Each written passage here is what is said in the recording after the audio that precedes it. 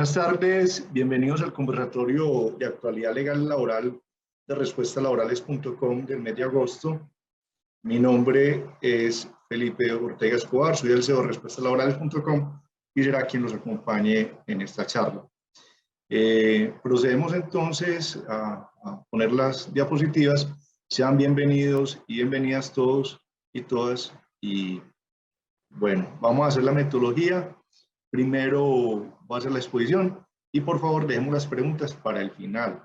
Si quieren las pueden ir haciendo en el chat, que nuestro webmaster las va seleccionando, pero por favor es más dinámico que yo haga primero la exposición y después ya recurrimos a temas específicos.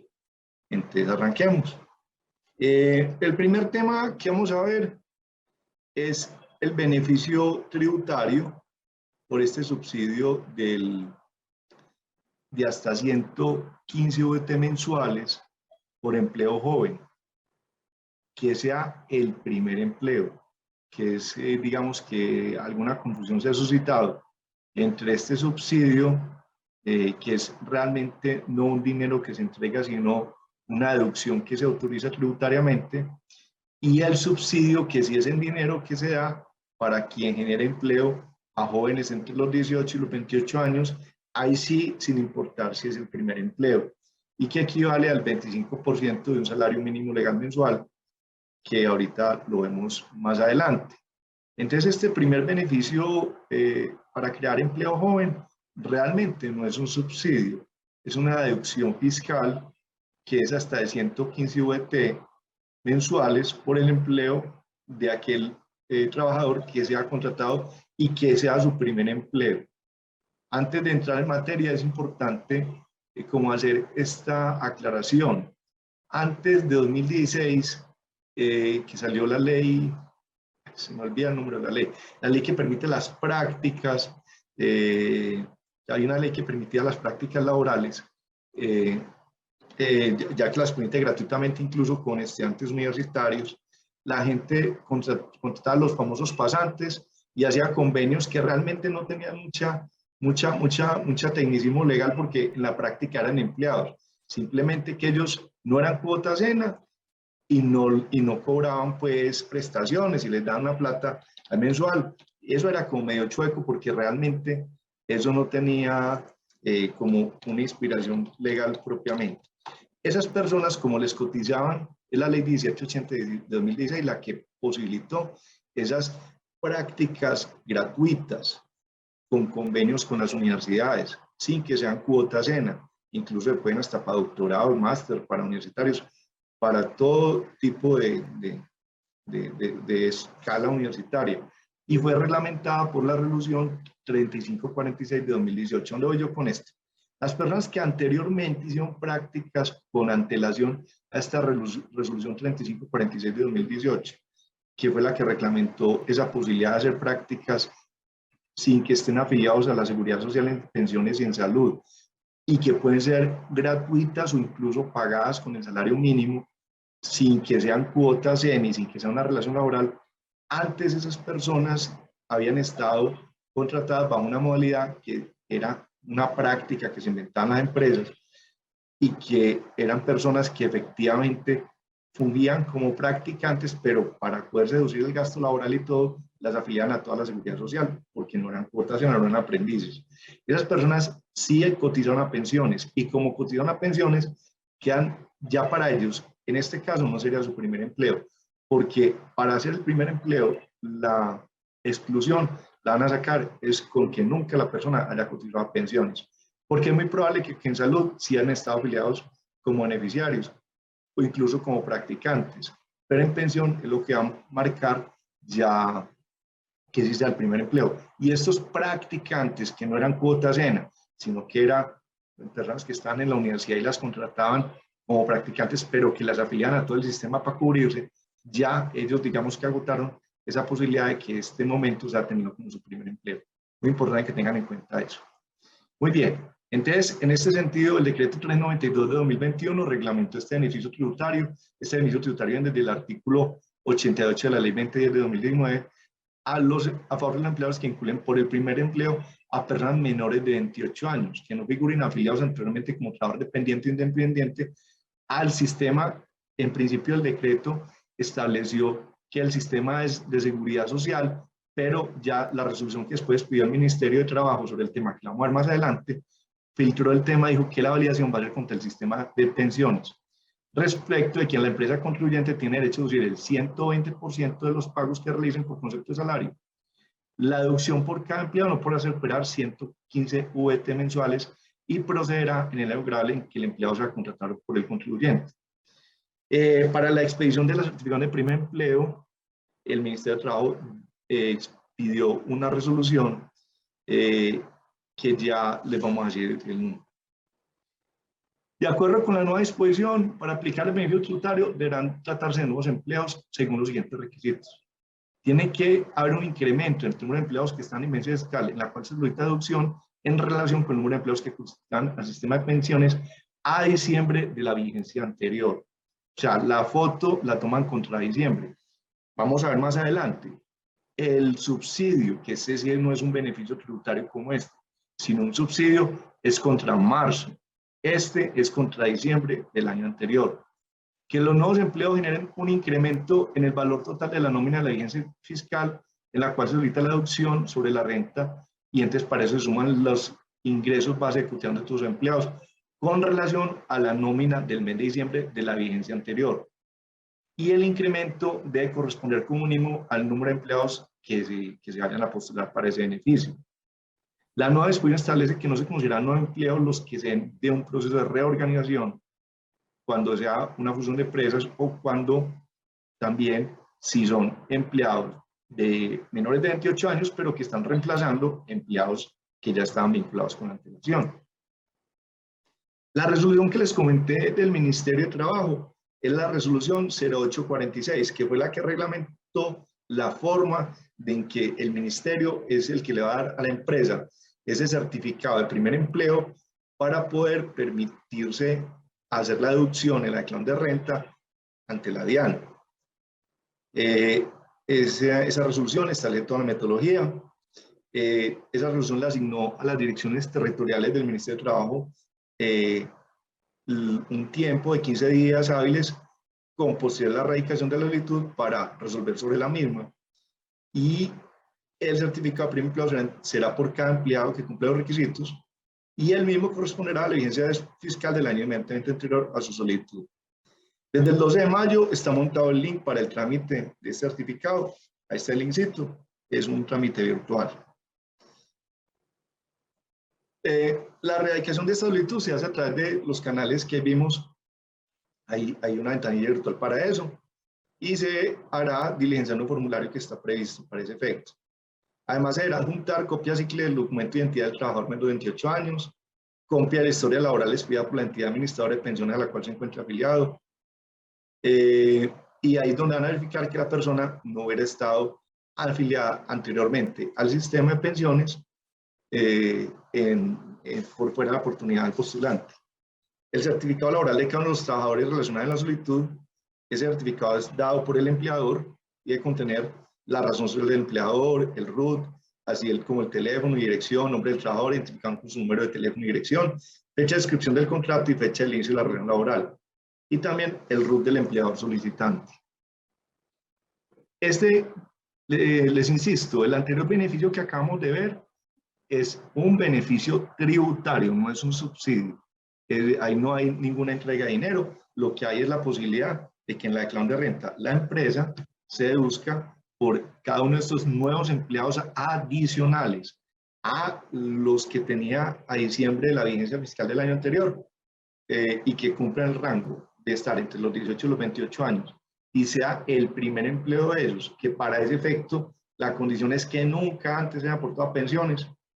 Y ahí es donde les decía desde el comienzo que aquellos practicantes que propiamente no fueron empleados porque los afiliaban como para cubrirse, porque en esa época no estaba reglamentada la ley 1780 de 2016 y entonces no había esas prácticas que eran como, digamos, con acuerdos de voluntades privados, pero que no tenían un sustento legal. Esas personas no, si ya cotizaron a pensiones, para el sistema este no va a ser su primer empleo. El primer empleo fue el otro. Así en la práctica no hubiera sido ningún primer empleo, porque eran unas prácticas que simplemente, como no tenían un sustento legal, las empresas acudían a vincularlos de esa manera, se les pagaba un auxilio mensual y se les afiliaba a la seguridad social para correr riesgos, pero en ese sentido ya eso significa que están por fuera de su primer empleo. El otro sí es un beneficio de subsidio y es del 25% del salario mínimo legal mensual y aporta a la seguridad social para jóvenes vinculados entre los 18 y 28 años de edad. En este subsidio no se necesita que sea el primer empleo, nada más debe cumplir con el rango de 18 a 28 años. Otra condición, este subsidio es hasta el mes en que el joven cumpla 28 años. El otro beneficio tributario no se extingue cuando la persona cumpla 28 años. Basta con que haya sido vinculado durante que tenga esa edad. Yo estuve analizando y según interpreto yo, no se agota cuando cumpla los 28 años, sino que cuando el beneficio obtiene, si fue vinculado antes de que cumpla los 28 años o esté dentro de los 28, pero cuando cumpla 29 no necesariamente se agota el beneficio. Es un tema que yo vi que quedó ahí como abierto. En cambio, en este beneficio del subsidio, sí está clara la reglamentación diciendo que ese beneficio dura hasta el mes en que el joven cumpla los 28 años. Ahí se extingue el beneficio del subsidio. Este subsidio nace con el decreto 688-2021, el cual reglamentó el artículo 109 de la ley 1955-2019, que es el Plan Nacional de Desarrollo 2018-2022. Y ese artículo del Plan de Desarrollo establecía que había una estrategia que se llama Sacúdete, que tiene por objeto desarrollar, fortalecer y potenciar talentos de los jóvenes a través de la transferencia de conocimientos y la inserción en el mercado productivo. En este sentido, se otorga un apoyo para la generación de empleo que va a ser del 25% de un salario mínimo legal, por trabajadores adicionales entre los 18 y los 28 años y hasta por 12 veces. Este beneficio va por 12 anualidades por empleado beneficiado y va hasta diciembre de 2022. El otro punto es que arranca en julio. Todos nos imaginamos cuando inicialmente salió el decreto, que cuando lo anunciaron que pronto iban a poderse postular empleados más allá de marzo, por abril o mayo o junio, porque pues como la fecha de corte va a ser marzo, para establecer un incremento no de la nómina, pero no, la reglamentación final del gobierno en el manual operativo y en las resoluciones que se ha expedido, ya queda claro que esos subsidios se van a reconocer solo a partir de julio, postulándose en agosto. Ya lo vamos a ver más adelante. Como les decía, este subsidio va desde julio 2021 postulado en agosto y así sucesivamente, agosto postulado en septiembre y hasta el 31 de diciembre de 2022, pero solo 12 meses por empleado. El hecho de que esté vigente por 18 meses, porque hasta diciembre de 2022 no significa que va a haber 18 postulaciones. Cada empresa, por cada empleado joven, solo podrá postularse por esa persona hasta 12 veces. Este decreto y reglamentó el artículo 109 de la ley de 1955 y a su vez fue reglamentado por la resolución 1405 de 2021, que es la que estableció incluso que el subsidio va a ser de 227.131 pesos. Esos subsidios sí es igual que el PAEF o que el PAP y será girado en dinero a la empresa, distinto, insisto, al beneficio tributario, que ese sí lo que permite es que haya una deducción de 115 VTs mensuales de la declaración de renta, el que le corresponde pagar a la empresa por efecto de esos empleados vinculados. Y como les decía, la otra diferencia es que este subsidio se agota cuando el empleado en ese mes cumpla los 28 años. El otro no. El otro basta con que usted haya vinculado a la persona con los 28 años o menos para que usted tenga derecho al beneficio tributario de esa deducción. En este subsidio del 25% se tomará como referencia el número de empleados que tenga la empresa o la cooperativa, porque también va a poderse postular las cooperativas cotizados por el mes de marzo. En este punto vale una aclaración bien importante. Yo ahorita analizaba y me sorprende porque esto de pronto puede poner una talanquera, que yo la veo aquí en el manual operativo, dice que las planillas de la pila deben de haber sido pagadas a más tardar el día del plazo máximo de postulación de cada ciclo. Pero, por ejemplo, dice así, para las pilas correspondientes al periodo del mes de marzo de 2021 y la del mes anterior a la postulación deben haber sido pagadas a más tardar el día del plazo máximo de la postulación de cada ciclo. Yo no sé hasta dónde eso puede significar que uno tenía que estar al día y no en mora en marzo de 2021 y haber pagado a tiempo para que después no le vayan a admitir la postulación. Eso es un tema que yo lo entendería como está redactado en el operativo, que la persona tiene que haber estado al día, el postulante, empleador, en la planilla, en la pila de marzo. El hecho es que no solo debe estar al día en esa pila de marzo, sino que adicionalmente ese número de empleados es el que le van a tomar la foto, así como en el subsidio es marzo, en el beneficio del descuento tributario, el asiente que usó ET 115 OT va a ser diciembre, acá va a ser marzo, donde van a tomar la foto y van a decir, bueno, de aquí en adelante usted cuánto empleado me vinculó. Entonces viene la pregunta, yo vinculé empleados desde abril, que son de 26 años, empleados y empleadas de 26 años, o 27, o 25. Esas personas sin duda las puedo postular ya en julio, solo pues en agosto sobre julio, solo a partir de julio, pero no significa que porque la he vinculado antes pierda el subsidio, porque efectivamente yo frente a marzo mostré incremento en la nómina a partir de ese mes, o sea de abril en adelante, que ya la crecí en esas personas, ¿cierto? Otra cuestión, que esto es un poquito más flexible, es que los trabajadores, si hayan tenido licencia temporal o licencia, no haya sido por un término igual o inferior, sino a 15 días. Anteriormente para el PAF no podía haber suspensiones del contrato ni periodo de pagos inferiores. Aquí sí se permite, siempre y cuando el periodo de pago corresponda a por lo menos 15 días. Bueno. El manual operativo, que ya les hablé ahorita y yo incluso se los envié esta semana, dice que la primera postulación será entre el 12 y el 19 de agosto. Va a ser exactamente igual que el PAEF. Los bancos serán quienes den ese documento y la documentación se va a entregar con las mismas certificaciones y los mismos trámites que se hizo para el PAEF, con la misma declaración que haga el representante legal en el formulario, que son formularios prehechos, los mismos que va a firmar el revisor fiscal.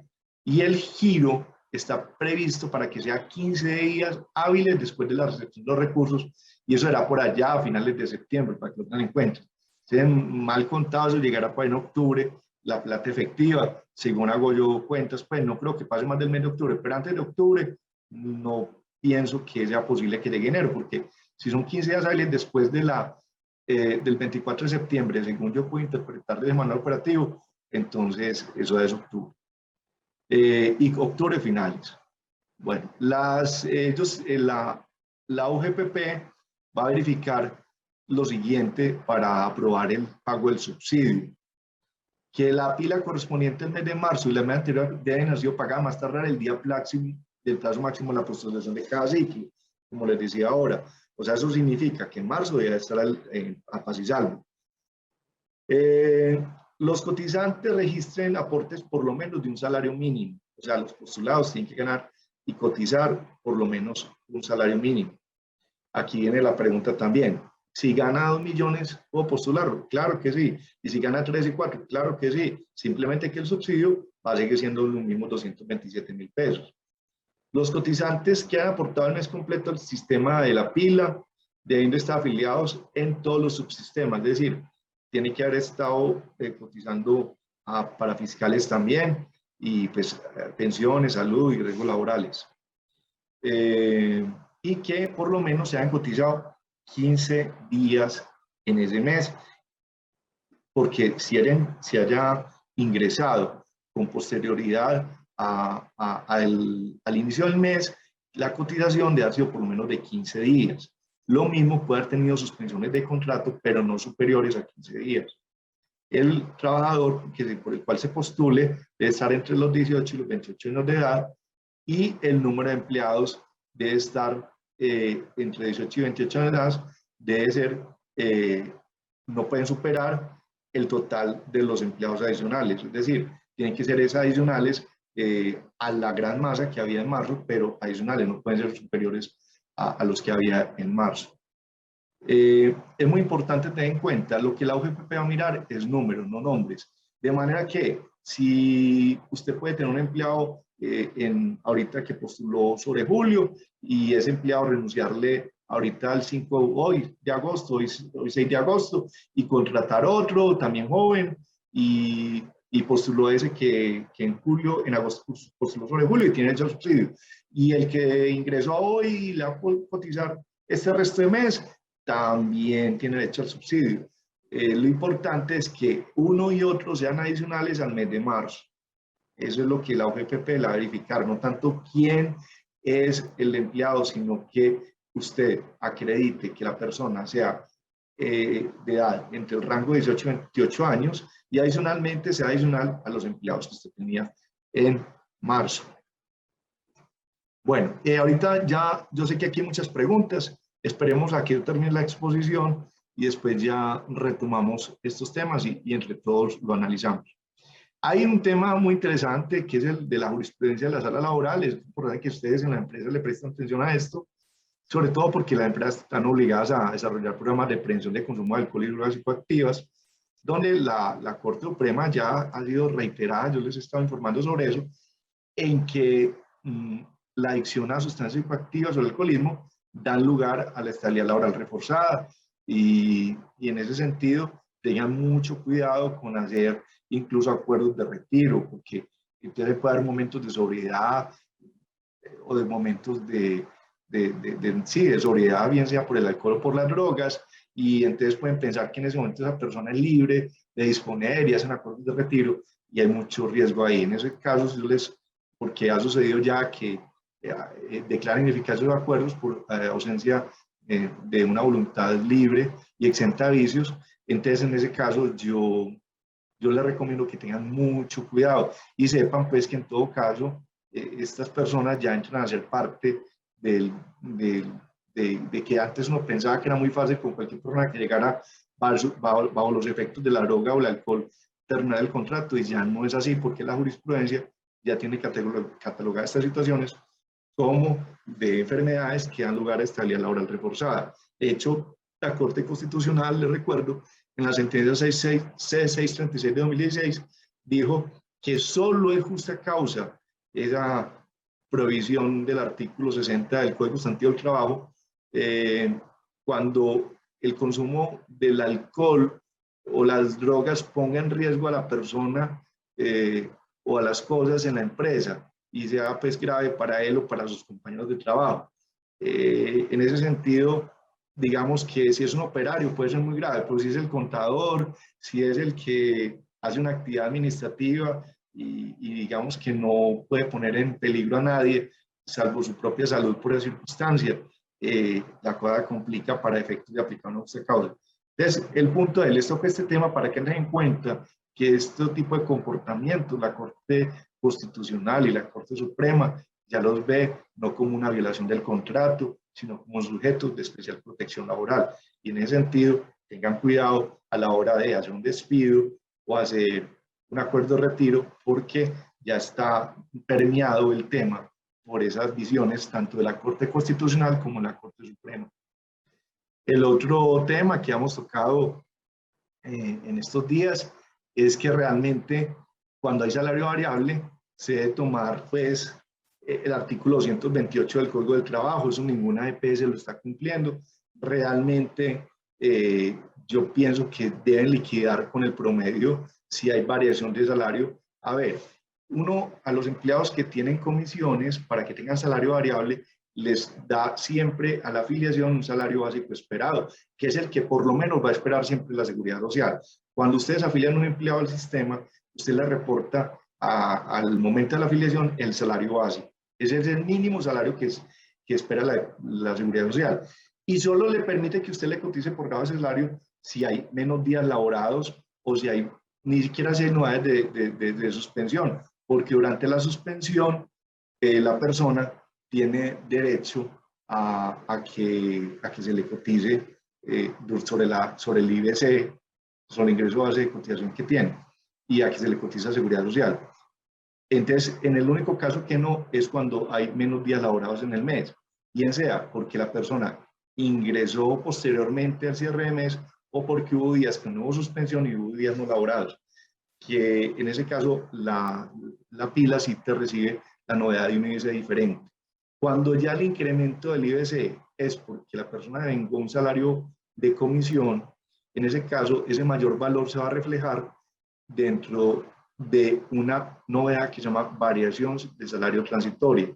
Esa variación de salario transitoria hace parte de aportes por su salario en su totalidad y llega y hace un promedio. Ese promedio las EPS no lo están teniendo en cuenta para liquidar las incapacidades de ni las licencias de maternidad de las personas que tengan salario variable, porque la EPS se va exclusivamente al salario básico reportado, lo cual no es legal. Lo hacen sí, pero eso no tiene sustento legal. Por el contrario, un sustento legal que es el artículo 128 del Código Laboral, que establece la fórmula para liquidar las incapacidades cuando, y el artículo 236 del Código Laboral que habla de las licencias de maternidad también, ambos regulan que cuando la empleada en la licencia de maternidad o el trabajador en la incapacidad o incluso el padre en la licencia de paternidad se debe cotizar, se debe pagar, perdón, esa respectiva licencia de paternidad, maternidad y la incapacidad con el promedio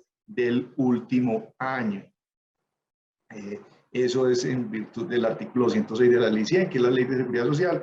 Dijo, para efectos del pago de incapacidad se aplicarán las normas legales vigentes, que son el artículo 127 del Código Laboral y 228, y el 228 específicamente dice que se hará el promedio. En esos casos, ¿qué puede hacer? A ver, la Superintendencia de Salud le quitaron las funciones jurisdiccionales. Hace poco salió una ley y le quitó las funciones jurisdiccionales. Antes la salud tenía funciones jurisdiccionales, ya no las tiene. Toca hacer reclamación, poner quejas, así no tenga función jurisdiccional, no se puede poner la queja ante la Superintendencia de Salud diciendo que esa EPS no está cumpliendo con la norma.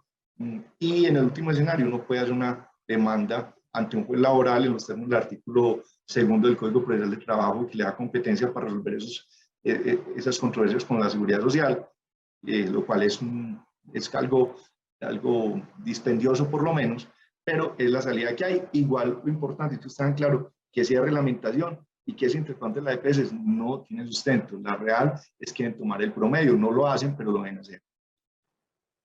Bueno, otro tema que hemos tocado es el plazo para la liquidación definitiva, es muy importante. Todos hemos tenido un mito urbano, es que a la gente se le paga cuando la empresa haga el trámite. Eso no es cierto. La ley privilegia y protege mucho al trabajador. Al trabajador se le debe remunerar su liquidación definitiva casi que inmediatamente después del retiro. Otra cosa, y de hecho nosotros en nuestra asesoría siempre incorporamos en los contratos que hacemos una cláusula que con un acuerdo se establece de la firma del contrato en establecer un plazo para el pago de la liquidación definitiva acordado previamente, pero si no está ese plazo acordado en el contrato, en principio el empleado se fue y ese mismo día se debe liquidar. Así lo ordena la ley, y lo ordena tan fácil porque es que la ley no está dando plazo, y si no da plazo entiende que es de inmediato. Entonces, eso ténganlo en cuenta porque en estos días ya el Ministerio de Trabajo con otro concepto, reiterando el tema, y ténganlo en cuenta que ustedes lo que quieren hacer es, y en su momento pues nos consultan, ¿no? o con sus otros asesores háblenlos, porque lo que sí se puede hacer es, desde los contratos, establecer ese plazo, un plazo razonable también pues de 10, 15 días, para pagar la liquidación definitiva. De esa manera está cubierto, porque de lo contrario le pueden cobrar la sanción moratoria, y la he visto, así sea 10 y 15 días la cobran por no pagar oportunamente la liquidación definitiva, la pueden cobrar. Entonces, en ese orden de ideas, tengan en cuenta pues que es mejor tener esa previsión, y si no la tienen, pues paguen casi que de inmediato. O mejor dicho, debe ser legalmente inmediato, porque de lo contrario la sanción se causaría en derecho y la condenan. No falta quien demande por 8 días de que se le mueva la liquidación. He visto casos, o sea que es bueno que lo tengan en cuenta. Bueno, en cuanto a la dotación de despido y caso a labor, pues recuerden que esta dotación se debe entregar al más tardar el 31 de agosto. Si el contrato finaliza sin el cumplimiento del empleador, del empleado de los 3 meses, no hay que entregar esa dotación, pueden optar por entregar uniformes en lugar de la dotación. En todo caso, en ese caso el costo es asumido por el empleador. También cuando se entregue uniforme se debe pactar que el uniforme será un elemento de dotación y que en tal sentido no será constitutivo de salario. La dotación de entregarse en las prendas de vestir está prohibido con personas en dinero. Siempre tenemos el lío y la pregunta de qué hacemos, que es que nosotros acá entregamos bonos. Esos bonos, sí, pues la ley no lo establece, la ley solo permite que sean dinero, perdón, en especie, en los elementos, prohíbe que sean dinero. En ese orden de ideas, lo que ustedes deben hacer es que los empleados sí efectivamente las compren y acrediten ante la empresa, lo cual se vuelve un papeleo muy tedioso, de que compró sus pantalones, sus zapatos, su dotación. Es la única forma. Eso el día que, de hecho, la Corte Suprema ya hizo un llamado para actualizar el Código Laboral. Realmente este Código Laboral de 1950 ya tiene demasiados años y ya es hora que lo vayan actualizando porque hay una cantidad de formalismos y de situaciones que realmente son anacrónicas y no se compadecen con la realidad actual. Pero así está la norma, ¿cierto? Lo otro es que la dotación debe acompasarse con la actividad que tenga el empleado, y lo otro es que tengan en cuenta que la dotación no puede surtirse con elementos de protección del personal. Si la persona necesita unas determinadas botas, pues, o determinadas gafas para soldar, o guantes, lo que sea, o maletines, eso no es dotación, eso son herramientas de trabajo y elementos de protección y de seguridad en el trabajo, que son diferentes. Usted puede entregar anticipadamente la dotación si ustedes quieren, eso está permitido. La ley lo permite, la ley permite que la dotación se entregue anticipadamente. Por todo el año usted puede entregar 3 o 4 prendas, 4 camisas, 4 pantalones y zapatos. El empleado está obligado a utilizar la dotación. Si no la utiliza, el empleador puede dársela dar, pero tiene que avisarle al inspector de trabajo. Y el otro tema bien importante es que se puede pedir la devolución de la dotación. Es un tema muy álgido porque tiene elementos que identifican el trabajo con la empresa. Técnicamente, esto se incorpora al patrimonio del trabajador. Cuando usted la entrega, eso ya no es de la empresa, sino de él. Los únicos que tienen una norma específica que obliga a la devolución de los uniformes son los vigilantes, que están en el artículo 94, el decreto 357 del 94, alegando pues como ese tema sensible de la seguridad. Sin embargo, el Ministerio de Trabajo pues, ya sacó un concepto en 2019, el concepto 39436, digamos que para beneficio de la empresa, utilizó ese concepto diciendo que con base en lo que dice esa norma, que realmente es para empresas de vigilancia, las empresas pueden solicitarle al trabajador la devolución del uniforme cuando tenga signos y logos distintivos de la compañía. ¿Yo qué le recomiendo ahí? La idea es hacer ese acuerdo conversadamente, hablado con el trabajador y pues buscar hacer no impositivo, sino pues como vender la idea que lo devuelvan. Es complicado, pues es complicado porque yo, desde el punto de vista jurídico, les digo, si un trabajador se niega, usted no puede dejarle dar la liquidación porque no le devuelve el uniforme. Dañar el uniforme, pues sí. El problema, otra situación, es que los logos no estén impresos, sino que estén sobreexpuestos y se puedan retirar, que eso yo creo que sí es más viable y se quede pues con la camisa, pero sin. Pero es difícil porque eso muchas veces es tejido, otras veces es estampado. Entonces, y que digamos que ahí está esa luz del ministerio. Ahora, esa luz del ministerio no significa que el trabajo se ranchó, no entregárselo, no hay nada para hacer. Y si usted le dice, no lo liquido y no le entrego liquidado porque no vuelve un uniforme, lo que le van a clavar es una sanción moratoria por no haber liquidado oportunamente al trabajador. Entonces, la idea es que ustedes este tema lo lleven de una manera muy asertiva, muy conversada, muy negociada y busquen qué estímulos hacen para que el trabajador se sienta cómodo devolviendo el uniforme, en concientizando que no lo necesita. Bueno, hay una novedad aquí que es la ley de trabajo remoto. Yo esperaré diferenciarlo y ustedes seguramente también van a elementos con el trabajo en casa y el teletrabajo. Esta ley acaba de salir, es absolutamente nueva, ayer la divulgaron, tiene fecha de julio, pero apenas salió ayer. Esta ley es la 2121 de 2021, creó la modalidad de trabajo remoto. Básicamente, ¿qué dice esta ley? Es una ley donde dice que el trabajador nunca va a asistir al puesto de trabajo, aunque por ahí ya están unas excepciones que las voy a decir ahorita. Y básicamente, como yo diría que la diferenciación básicamente es que toda la perfección del contrato de trabajo se da virtualmente. Lo primero que tienen que hacer las empresas que quieran hacer contrataciones de trabajos remotos es que tener las firmas digitales contratadas, porque acuérdense que estas firmas digitales operan con unos operadores que certifican, primero necesitan un software y segundo unos operadores que ya existen en el país, varios, que son como unas especies de notarías, por llamarlos de alguna manera, que van a certificar que la clave que esgrimió el uno es la de él y que la suya es la suya y que eso se encuentra virtualmente en un momento determinado donde pueden detectar hora y fecha y la identidad de cada uno de los que suscribe el acuerdo.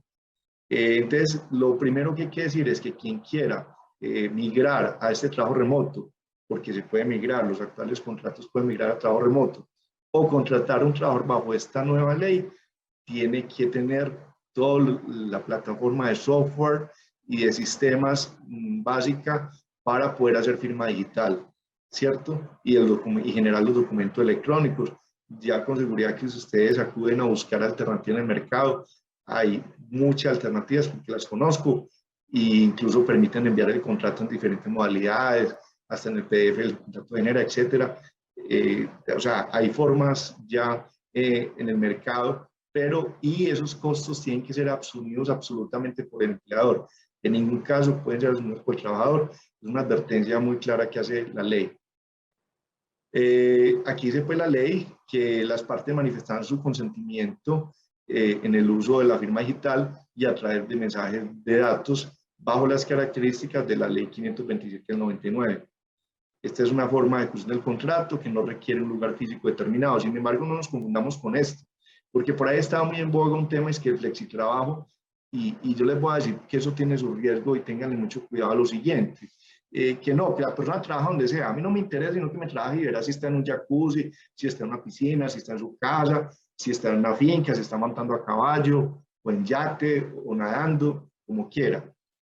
Eso no es tan simple, porque incluso van a ver, acá está, yo ahorita los identificaré, pues si no los digo una vez, que el lugar de trabajo tiene que ser fijado con un acuerdo con el empleador. Y ojo, previo visto bueno de la administradora de riesgos laborales. Porque es que el empleador tiene bajo su responsabilidad los estándares mínimos de seguridad en el trabajo respecto de su trabajador. Y en ese orden de ideas es obligación del empleador garantizar esos estándares mínimos de seguridad. Y en ese sentido, la ARL también necesita poder, y ahí lo dice la ley también, identificar dónde va a hacer la labor para poder el día de mañana saber si lo que ocurrió, acuerden que es que el accidente de trabajo puede ser con causa del trabajo o con ocasión. Les pongo un ejemplo, con causa del trabajo es el que efectivamente estaba martillando y se dio en un dedo y se lastimó el dedo, por poner un ejemplo muy básico. Con ocasión del trabajo es cualquiera de ustedes que esté en su oficina y se va a sentar, a ninguno de nosotros nos pagan por sentarnos, y se cayó de la silla y se aporreó. Eso es con ocasión del trabajo. Y en ese orden de ideas es muy importante detectar dónde es el lugar de trabajo para efectos de determinar si un hecho puede ser considerado accidente de trabajo, más claramente con ocasión del trabajo, porque las áreas, digamos que algunas van a cubrir en que no cualquier suceso que sobrevenga sea considerado laboral, porque entre otras cosas, acuerden que es que el sistema tiene unas prestaciones que son mucho más generosas que el sistema común, y pues obvio, la gente preferiría mucho que fueran atendidos en todas sus circunstancias más por la parte laboral. Y para evitar cualquier malentendido en ese sentido, la ley es muy clara, que el trabajador podrá prestar desde el lugar que considere adecuado de común acuerdo con el empleador o previo visto bueno de la ARL. Entonces, otro tema que establece esta ley es que ese trabajo remoto solo se le puede asignar a quien tenga cobertura de Internet. En ese caso, debe tener en todo momento cobertura de Internet. Por ejemplo, aquí se diferencia mucho del trabajo en casa, que el trabajo en casa, primero es temporal, excepcional, y sabemos que incluso surgió así, está reglamentado por ley a raíz de la pandemia. Pero una de las características que me llama a mí la atención del trabajo en casa es que puede ser aplicado a personas que no tengan conexión al medio virtual, sino que les puede ponerse en la casa una actividad que no requiera supervisión en línea, ni requiere ningún trabajo en línea. Y así específicamente lo dice la ley de trabajo en casa. En cambio, esta ley exige que en todo momento deberá contar con una conexión y cobertura de Internet y también debe informar al empleador donde realizar la labor. Ya sabemos que este deberá aprobar el lugar escogido para garantizar el cumplimiento de los requerimientos mínimos de seguridad y salud. Eso es muy importante y se los insisto y lo reinsisto porque yo recuerdo, y me imagino que a usted le ha tocado ver este boom de el flexi trabajo, entonces que yo trabajo y de cualquier lugar estoy prestando el servicio y no importa, sino que yo cumpla, que esté conectado, no importa si esté en la cama, bañándome, en una piscina, en mi casa o en una finca, o montando a caballo, o en moto, o donde sea, tengan cuidado con eso, porque no es tan sencillo realmente, y estoy seguro que las ARLs van a estar muy pendientes del tema. Y como es una condición específica de la ley, es una condición que no es facultativa, sino obligatoria, dice que debe tener el visto bueno de la ARL. Si esa característica llegara a faltar, es posible que pueda negar un suceso como laboral. La ley es muy reiterativa en eso. De hecho, dice que puede ser en cualquier sitio, de conformidad con el empleador, previo visto por la ARL, y que el empleador está también en la obligación de garantizar los elementos de seguridad y salud y básicamente los requerimientos mínimos. Y en ese sentido, acuerde que es que riesgos no solamente sino de ergonomía, o sea, uno no es de trabajar, por ejemplo, acostado con el computador. O sea, hay una cantidad de riesgos que son muy importantes atenderlos porque puede que no sean accidentes de trabajo, pero sí pueden desembocar el día de mañana una enfermedad laboral. También se dice en la ley que pues, los exámenes médicos de ingresos se seguirán haciendo. El hecho de que la vinculación y la firma del contrato y el perfeccionamiento del contrato sea virtual no significa que no se hagan exámenes físicos médicos, para lo cual las empresas y los empleadores deberán contratar operadores especializados y autorizados para este efecto. El trabajo remoto tiene como principio la flexibilidad en las etapas precontractuales y contractuales. El perfeccionamiento del contrato oiga, esto insisto, es obligatorio que sea de manera remota. Tiene que ser por medio de las tecnologías. Las tecnologías solo pueden hacer, como les decía, con operadores certificados para la firma digital o electrónica, incluso son diferentes. Son las dos con algoritmos, pero los algoritmos son distintos. De la firma electrónica es uno y el de la firma digital es otro. Y ojo, son algoritmos, no son firmas escaneadas. Eso de que yo firmo y lo escaneo y lo mando, eso no es una firma ni digital ni electrónica. Eso es una firma escaneada que no tiene validez para este efecto de contrato. Estos contratos son igualitos a los otros contratos, no hay una diferenciación. Es muy simpático porque dice que deben respetar las formalidades. En derecho laboral, la única formalidad que realmente existe en cuanto al contrato en sí mismo es el término fijo que exige la ley que sea por escrito.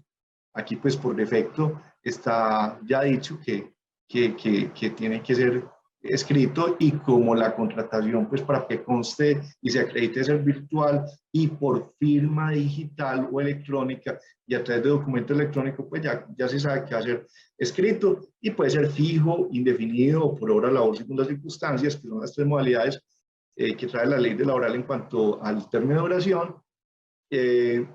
También exige que la jornada máxima legal debe respetarse y no pueden menoscabarse la garantía de los derechos mínimos. Eso lo reitera mucho la ley, y eso pues ha sido tan claro así como el trabajo en casa, como el trabajo remoto, no que porque está en la casa se puede pagar menos del mínimo, no, todo es exactamente igual a como si fuera un trabajo presencial. Y la jornada máxima legal hay que respetarla, pero aquí vuelve la ley y establece una excepción frente a los empleados, que son los empleados de dirección, confianza, incluso así dice, y la ley lo dice, y manejo. Ahí incluso la ley está equivocada en cuanto a la definición propia del artículo 162 del Código Laboral, porque el Código habla de dirección, confianza o manejo. No es que tenga que tener las tres características. El empleado es o de dirección, o de confianza, o de manejo, o las tres al tiempo, pero no es que tengan que concurrir las tres circunstancias, o puede darse cualquiera de las tres y con ese hecho, de hecho, coloquialmente dicen que los cargos son de abuso de confianza, porque desde que ya tenga una de esas características ya no se le aplica el límite de la jornada ordinaria máxima legal. Es muy importante una característica que tiene este trabajo remoto, es que no existe la exclusividad y condiciona la posibilidad que se establezca la exclusividad solo y solo sí cuando la naturaleza del contrato específico pueda poner en riesgo asuntos confidenciales del empleador. Entonces, inclusive la eficacia de esa cláusula de exclusividad está atada, supeditada, condicionada a que yo logre demostrar que en el vínculo de ese trabajador tengo información confidencial en riesgo, para que lo tengan en cuenta. De lo contrario, yo no puedo pactar exclusividad. Y recuerden que en el Código Laboral existe un artículo, que es el artículo 26, que establece la figura de la coexistencia de contratos de trabajo. Eso significa que yo puedo tener tantos empleadores como me contraten y como tenga tiempo de atenderlos. Y entonces yo puedo trabajar a la vez para 2, 3, 4 empresas, siempre y cuando me dé el tiempo. Con estas formas digitales, muy seguramente va a poder haber gente que tenga 2 y 3 trabajos.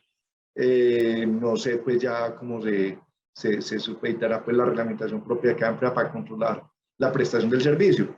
Pero en principio ya la ley dice que no hay exclusividad y que solo es válido pactarla, primero si el empleador si el empleado sí lo acepta, y así lo dice expresamente la ley, que el empleado tiene que aceptar específicamente esa cláusula de exclusividad. Y solo es válida la cláusula si el empleador logra demostrar que hay información confidencial en riesgo, si hay coexistencia de contratos de trabajo por parte de ese trabajador. Eso quiere decir que tenga varios empleadores. En cuanto a las herramientas de equipos de trabajo, está igual que en el teletrabajo aquí, ya ahorita tenemos más la diferenciación específica.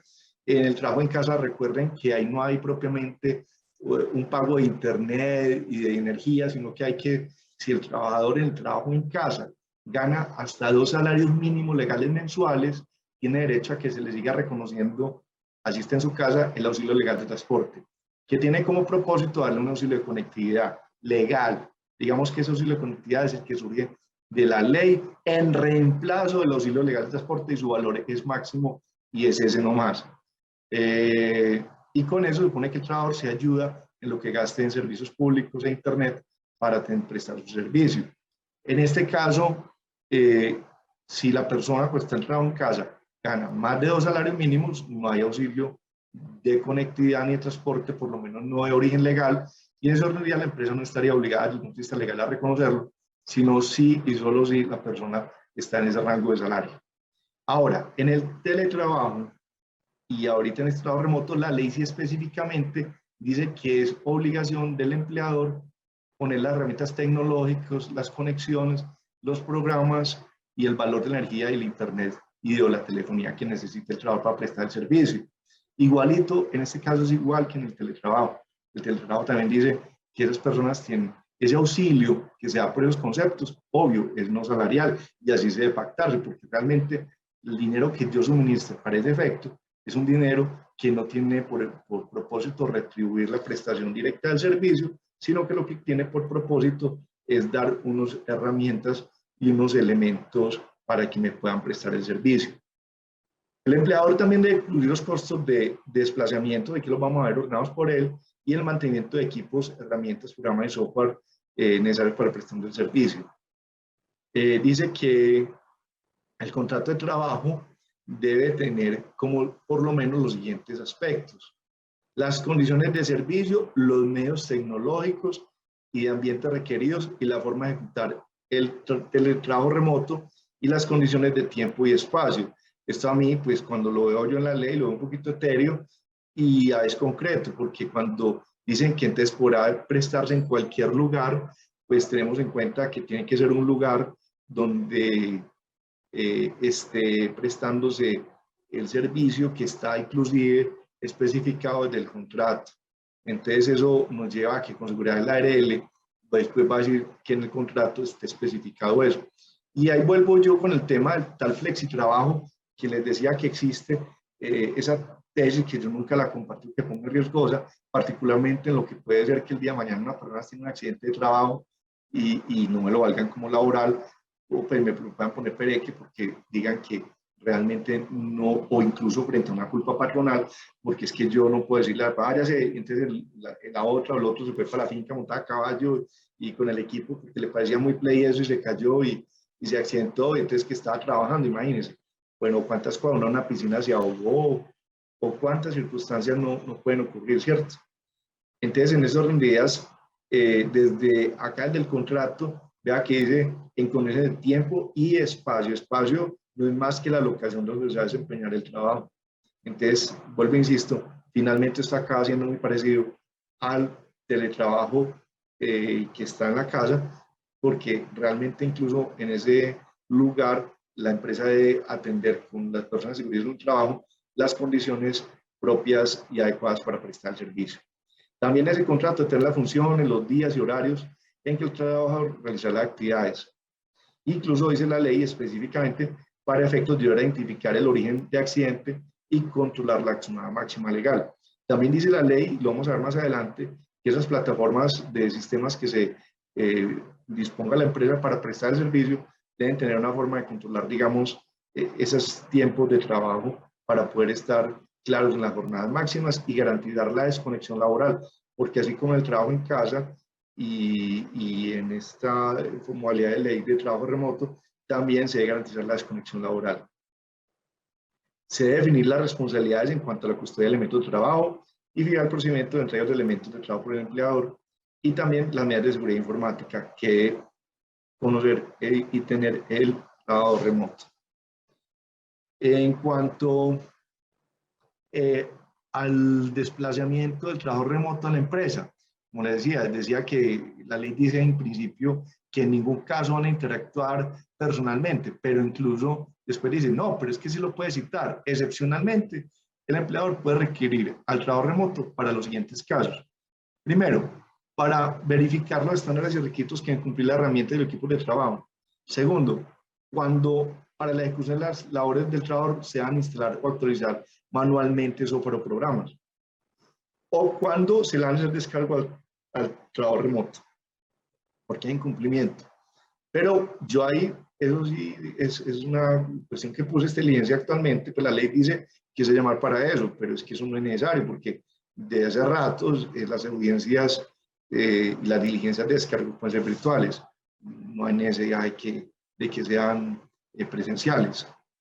Lo otro es que el trabajo remoto no es beneficiario del auxilio legal de transporte, como les decía, solamente tiene el beneficio de ese auxilio legal si es obligado, si primero si gana hasta 2 salarios mínimos y segundo si le dan la orden de ir a la empresa. En ese caso se le pagará por ese día el auxilio legal de transporte de ese día. Entonces, para que lo tengan en cuenta, que eso es a diferencia de quien está en trabajo en casa, que sí tiene auxilio de conectividad, que es el mismo valor del auxilio legal de transporte y que va a reemplazar el auxilio de transporte que no está ganando porque no va a la empresa. Bueno, el control de horarios y cumplimiento de las funciones.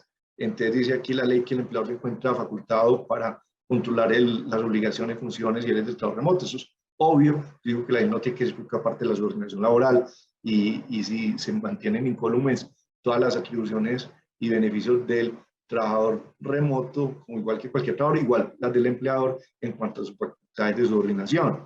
Sin embargo, pues la ley vuelve y lo dice. Y el empleador pues deberá respetar la intimidad y la privacidad del trabajo remoto y el derecho a la desconexión. Acuerden que el tema de la intimidad está, por ejemplo, que no está bien que yo prenda la cámara y todo el día tenga la cámara prendida. No, eso no se puede pedir porque realmente sí está invadiendo la intimidad familiar. Ahora, que para una reunión se pida prender la cámara si es viable, si es legal. Lo otro que también puede exigir la empresa es que para esas reuniones la persona tenga una presentación adecuada. Inclusive, y es completamente legal, exigir el uso del uniforme. Ah, que yo en la casa tengo que, sí, para esta reunión que queremos estar todos en cámara, debemos tener el uniforme puesto y lo pueden exigir perfectamente, o una vestimenta adecuada y adecuada, pues obviamente eso pues ya entra en un análisis de razonabilidad, pero pues no es camisilla ni es cualquier vestimenta pues deportiva. En ese caso, pues dice la ley que se entiende la desconexión como la garantía que tiene todo trabajador de no tener contacto con herramientas, bien sea tecnológica o no, después de culminar la jornada ordinaria. Es decir, perfectamente pueden desconectarlo de WhatsApp, de los chats que tengan instalados en los sistemas, y eso no puede darse como una falta. Se puede tener con privacidad cualquier asunto diferente a los que estén ligados con las labores, funciones, deberes o obligaciones que tenga el trabajador respecto de su empleo, y pues que pueda él armonizar la jornada de trabajo con su vida personal. Otra opción que hay es los filtros de pantalla. Recuerden que existen y se los pueden dejar y permitir usar y enseñarles a usar a la persona, pues para que no esté compartiendo pues la vida de sus parientes por la cámara, si son espacios reducidos y entonces desfila toda la familia, pueden enseñarle a usar los filtros de manera que no se vea sino el trabajador. Y se debe evitar asignar cargas diferentes a las pactadas en la jornada laboral remota, es decir, buscar que toda la ejecución de la labor sea en esa jornada laboral. Y la idea es evitar la hiperconexión, porque todos sabemos pues, que eso trae perjuicios para la salud física y emocional. Hay una cosa muy interesante en cuanto a la jornada que me llama la atención y no sé cómo hacer la reglamentación definitiva, porque dice que la jornada laboral de este tipo de vinculaciones se ajustará a lo establecido del Código Laboral. ¿Cuál es?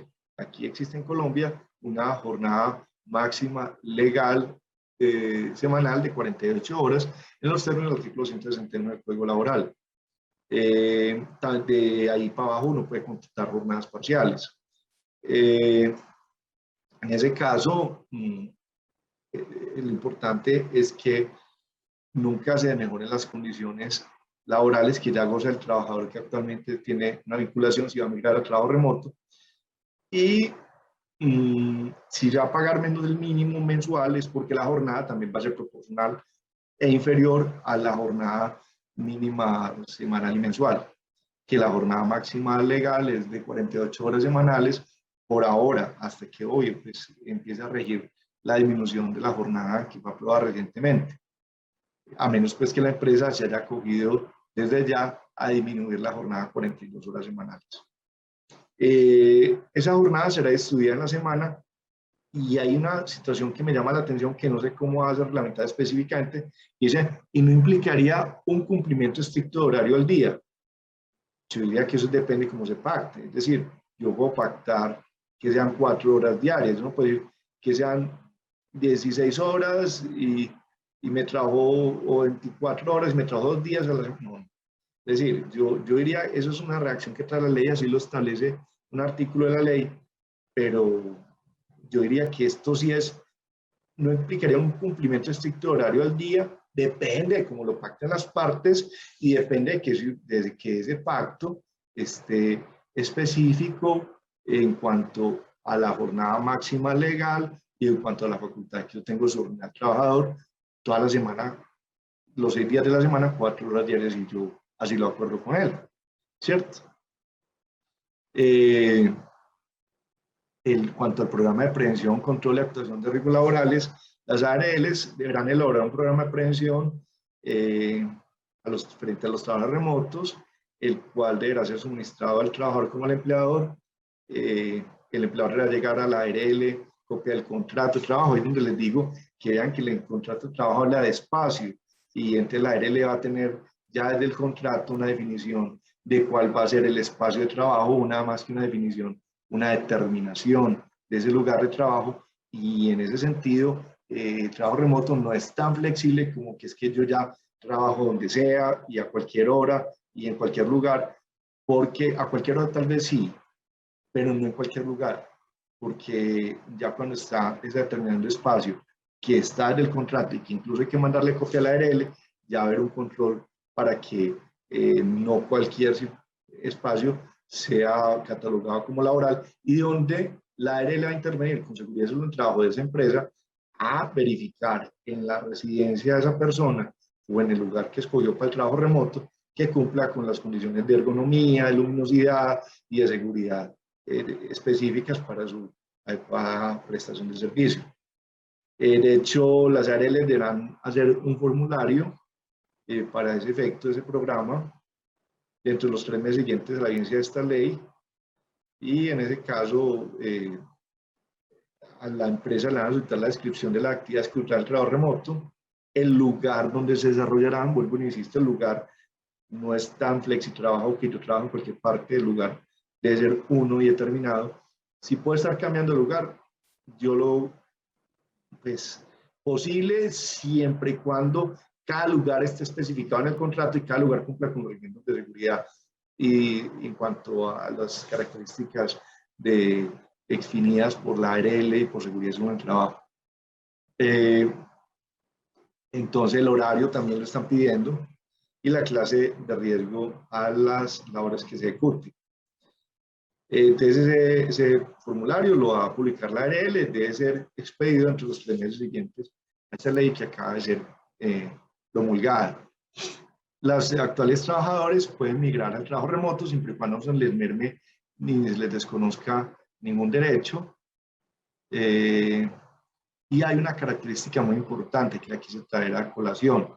Las personas que trabajen de manera remota y acrediten tener a su cargo de manera única el cuidado de personas menores de 14 años, personas con discapacidad o adultos mayores, en primer grado de consanguinidad, que convivan con el trabajo remoto, tendrán derecho y que requieran asistencia, pues eso está casi que implícito, tendrán derecho a horarios compatibles con las tareas del cuidado y a su cargo, o a interrumpir la jornada. Aquí dicen que condición del empleador, sin el desmantelamiento de las condiciones laborales. Entonces, es una situación que analícenla para cuando vayan a hacer estas migraciones o estas vinculaciones, porque esta posibilidad no solo es para quien migre, sino para quien se vincule, porque es un aspecto que con seguridad hay que considerar a la hora de estudiar las posibilidades de una persona poder prestar adecuadamente los servicios contratados si está en alguna de estas circunstancias y si pues, es perfectamente posible, pero entonces tener muy claro qué manejo se le dará a la situación. Bueno, como ustedes vieron, la ley 2088 estableció el trabajo en casa, así que antes les dije la diferencia. Esta trabajo en casa es excepcional o especial, se van a privilegiar el uso de las tecnologías de información para ese trabajo, pero resulta que también, a diferencia del trabajo remoto, también se puede aplicar, como los decía ahora, a cualquier tipo de trabajo que no requiera la presencia física del trabajo en una empresa. Me explico, empacado de productos, puede ser en la casa del trabajo y no requiere tecnologías de la información, entonces le pueden llevar el producto y los empaques y recogérselo a los 2 días y perfectamente puede trabajar en casa en ese sentido, pues con productos, con sobres, con, bueno, cuántas cosas puede haber, con preparación de productos, muchos. Otras circunstancias que este trabajo en casa es muy particular, de hecho les cuento que hay unas demandas de inconstitucionalidad ya presentadas para el trabajo en casa y el teletrabajo, porque resulta que estos temas deben de haber sido expedidos por el gobierno como leyes estatutarias en tanto que están regulando todo un sector, que es el sector laboral. Y fueron expedidas estas leyes de trabajo en casa, incluso la de teletrabajo también como leyes ordinarias. Entonces ya a algún ciudadano se le ocurrió y puso una denuncia, una demanda de inconstitucionalidad ante la Corte Constitucional y la Corte ya admitió la demanda y va a estudiar hasta dónde la ley de trabajo en casa o de teletrabajo, pues muy seguramente la ley de trabajo remoto, hasta donde entendido, tampoco es una ley estatutaria, pueden ser constitucionales o no, y en ese sentido pueden llegar a ser inconstitucionales. Muy seguramente si llegan a ser declaradas inconstitucional, como tienen tanta reengambre y tanta importancia social y laboral, dan un plazo para que el Congreso corrija esa falencia. Pero el hecho es que después, como una anécdota que les cuento, están siendo demandadas por ese vicio de procedimiento. Una cosa que es muy simpática esta ley de trabajo en casa, que es por 3 meses, pero renovable indefinidamente.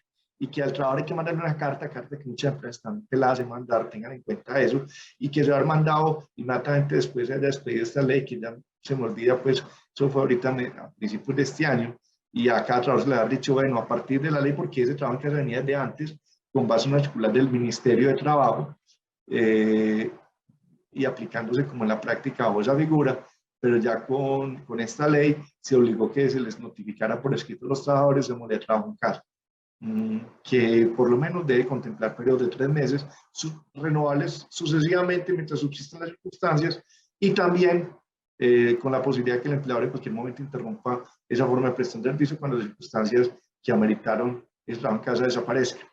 Entonces es como que sí, pero que no, y con todos bien. Eso es muy simpático ahí porque sí está eso, pero igual pues es temporal e indefinida. Entonces, y el teletrabajo es, como les decía, Por ejemplo, es importante, las personas que están en teletrabajo deben inscribirse al Ministerio de Trabajo. Hay un registro de trabajadores hasta donde entendí, la verdad, y sí, creo haber leído y no vi que lo copié, pero creo que también en el trabajo remoto hay que hacer, por lo menos con la ARL, sí, y lo vimos ya, hay que hacer una inscripción. El ministerio lleva un censo de los teletrabajadores. Me supongo yo que muy probable también lo lleve con los que estén en trabajo remoto, porque la verdad es que es una figura muy igual al teletrabajo.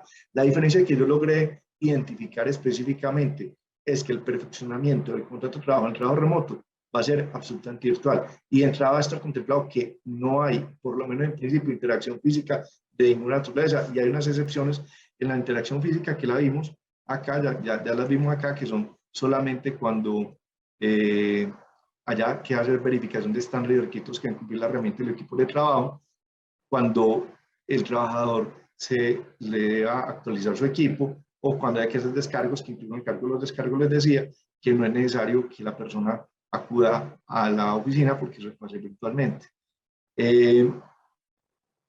Entonces, en el teletrabajo realmente la diferencia pues con el trabajo remoto es que en el teletrabajo la persona sí puede ir físicamente y firmar el contrato en papel.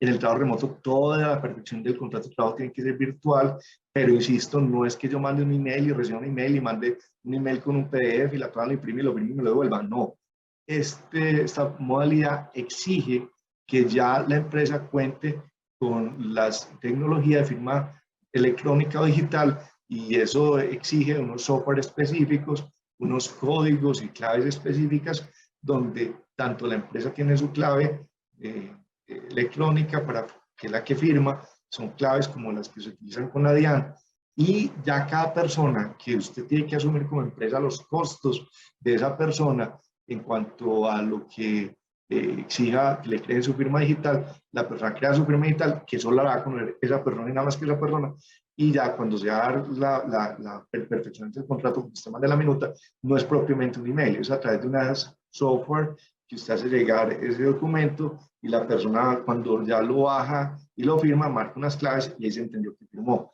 Y que hay un tercero, que es una entidad certificadora que va a certificar que ese documento se le llegó a ese trabajador, que sí fue enviado por esa empresa y que el que firmó en la empresa sí es el de la empresa y que el que firma como trabajador sí es ese personaje. Que distinto al teletrabajo, que sí se puede contratar yendo la persona a la oficina y firmando un papel. El teletrabajo tiene también pues otra característica, es que están pues los autónomos, que serían lo más parecidos al trabajo remoto propiamente, porque son las personas que nunca van a ir a la oficina, siempre van a estar en su lugar de residencia o en su lugar pues aparte de la empresa para prestar el servicio. Están incluso los móviles, que esos sí son los únicos que son flexibles totalmente.